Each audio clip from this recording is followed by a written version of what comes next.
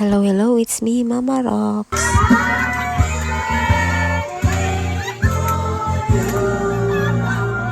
Noong January 26 pa nga pala ito, birthday ni Tito Oni. Birthday niya na naging bigla ang reunion namin pamilya Orte. Taon-taon nga buwan ng Pebrero ang aming reunion sa side ng tatay ko, family Orte. At hindi ko na nga matandaan kung kailan ito nag-umpisa. Basta yun yung panahon na buhay pa si Lola Antang. Dahil February 10, reunion namin ay kanyang kaarawan. Para tuwing kaarawan niya ay nakukumpleto niya ang kanyang mga anak at ang kanyang pamilya. At kahit nga wala na siya, ay tuloy pa rin ang pagtitipon taon-taon. Kaya kapag hindi pa kami nagkakilanlan nito ay naku, awan ko na lamang. At dahil nga bigla ang reunion ito, kaya go to the flow na lang tayo. At ito nga pagsasabit ng pera ay taon-taon na nga din ginagawa. Ito yung pagpapaluwag sa nagpaganap ng reunion para naman hindi masakit sa bulsa. Para naman hindi mahinto ang pagtitipon taon-taon. Dahil aminin nyo man o hindi, masaya syempre yung may ganito sa pamilya. Yung may times na nagkakagalit-galit man. Pero at the end of the day, tayo-tayo pa rin ang magtutulungan. Kasi yun yung tinatawag na ang pamilya ay pamilya. 9,170.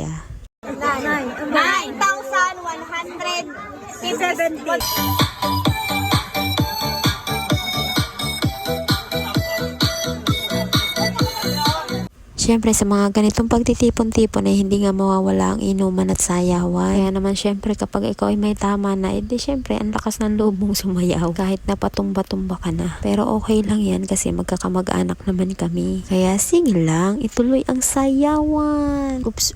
Sino ba to? May artistahin pumunta sa aming reunion. Sino kaya to? At ang mga loko kong kamag-anak ay abay pinasayaw pa. At pinagbigyan niya nga ang aking pinsaning si Ate Gisela. Partida kakakain pa lang niya.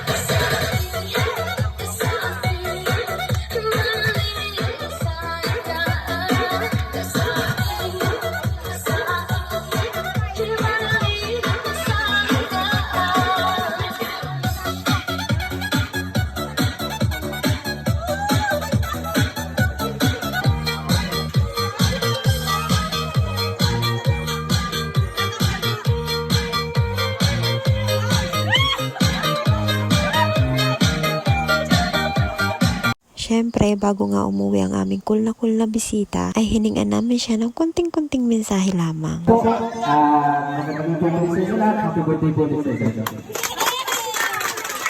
At yun na nga, ngayon ko lamang siya nakilala na siya pala ang ating Vice Mayor. Kaya naman, salamat po Vice Mayor sa pagpunta sa aming reunion. At sana naman po huwag kayong madadala. At hiningan nga din ng kunting mensahe ang may birthday na si Tito Oni. Nagpasalamat din lang siya at hindi nga niya ina-expect na pupunta nga si Vice Mayor. At nasisiyahan nga daw siya kasi nga nakapunta ang kanyang mga kapatid. Medyo naiiyak na nga ako dyan kasi nga minsan nga lang magsilita itong aming tito na ito. Kaya lang hindi nga natutuloy kasi nga ang kulit-kulit ng mga pinsan ko. Kaya isang pagbati na lang mula sa akin. Happy birthday Tito. Salamat kasi kahit tahimik ka ay nararamdaman ko naman yung pagkikare mo sa amin. Na-appreciate ko po yun. Bali 2 araw nga naganap ang aming reunion. At sa 2 araw nga iyon ay marami pang mga kaganapan na hindi ko na nga naisama dito. Pauwi na lang next year sa February 8. Kaya paano, hanggang dito na lang po muna. Salamat sa panonood. Bye!